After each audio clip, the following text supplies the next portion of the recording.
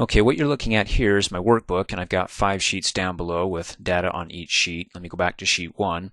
And it was created in the latest version of Excel, Excel 2013. Now, if you want to convert it to an earlier version to help those who have an earlier version of Excel be able to read it and find out if it's compatible with it, well, we learned that in the previous training video. This one's going to be about actually learning how to convert it, which actually we kind of learned how to do in the previous training video as well. If you recall, it's doing the Save As. So if you come up here and you click on the Save As button, if you didn't add it to the Quick Access toolbar, so it brings up the Save As window, close out, and go backstage, click on File, go down to Save As, and then come over here and click on Browse, brings up the same window. Now down below it's got the Save As type, and the current version, it doesn't say 2013, it just has Excel Workbook with the extension .xlsx. If you want to save it to an earlier version, click on the drop down arrow, and the only other option that you get is the earlier versions of 97 through 2003 and everything in between, like 2000 and 2002. It doesn't give you other options for 2007 or 2010 or 2000 through 2010 because basically the biggest change came in 2007. And just a quick overview, if you look at the earlier version here that you can convert it to, the extension .xls, it only has 3 letters. Again, the extension lets the operating system know what program this file is supposed to be opened up in. So XLS is Excel. Also, you can see it up here, XLS, the same extension, except it adds an extra X.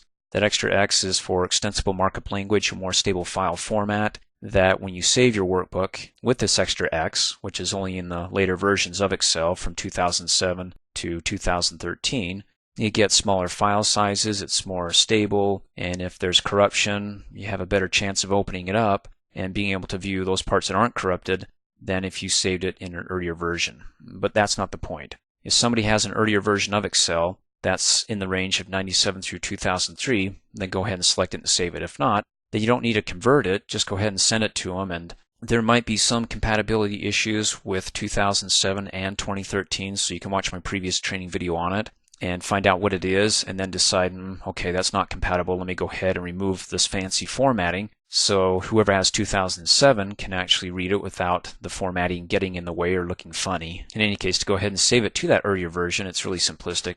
Go ahead and select the Save As type, and there you go. You can go ahead and rename it, Bob's database, because he doesn't have the latest version of Excel, so we want to convert it. Might as well slap his name on it, Sales Database.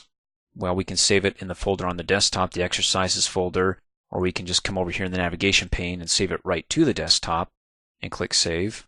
And there you go. Once you click Save, it opens up in that version that you saved it to, and you can see it up at the top, Bob Sales, and the extension XLS, not the extra X, that signifies that it's a later version of Excel.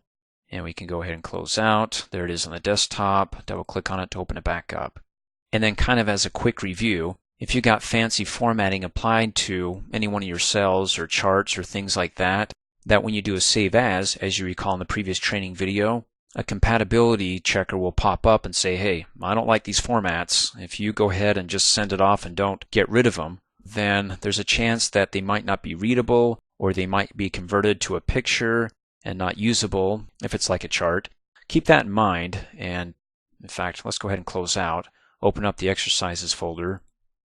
And let's go back to the convert that has the extra X there, so we know it's created in a more recent version.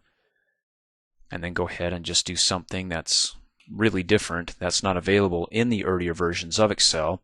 Go ahead and select Arrange, and then come up here on the Home tab to the Styles group.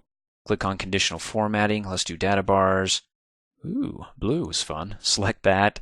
Click Off. Looks good, right? So if you want to go ahead and save that as an earlier version, click on Save As. In fact, let me go ahead and close out. The other way you can do this is click on the File tab and go down to Export, and then you can change the file type. That's what we were doing. Remember the type drop-down arrow when you opened up the Save As window? Well, it's the same thing here. When you click on Change File Type, you can choose what file type you want to change it to without that open window. In fact, even if you choose Template, double-click on it, it still opens up the window, but now it's in template. You can still change it on the fly here and say, okay, now I want you as an earlier version. In any case, that's another way you can do it. Just find the way that works best for you. There's more than one way to do this, or to get to the same Save As window here. And let's go ahead and do it on the desktop. And let's select Bob. And when I select his name, it replaces the name that was here. And when I click Save, it's going to override it or replace that file with the changes I made here, and click Yes. And then there's the compatibility checker that we talked about in the compatibility checker training video. Go ahead and watch that to learn more about this and know that, hey, it doesn't like what it sees here as far as sending this off to somebody who has that earlier version of Excel from 97 through 2003, maybe even 2007, and all the things you can do as we talked about in that video to go ahead and I'm going to click Cancel.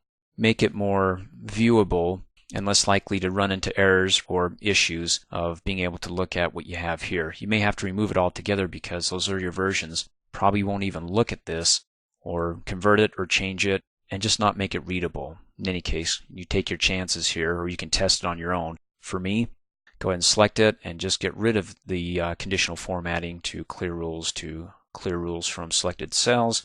Basically, if you don't have any fancy formatting, you can eliminate a lot of your problems when it comes to saving it into the earlier versions of Excel and getting that pop-up, the policeman, the compatibility checker.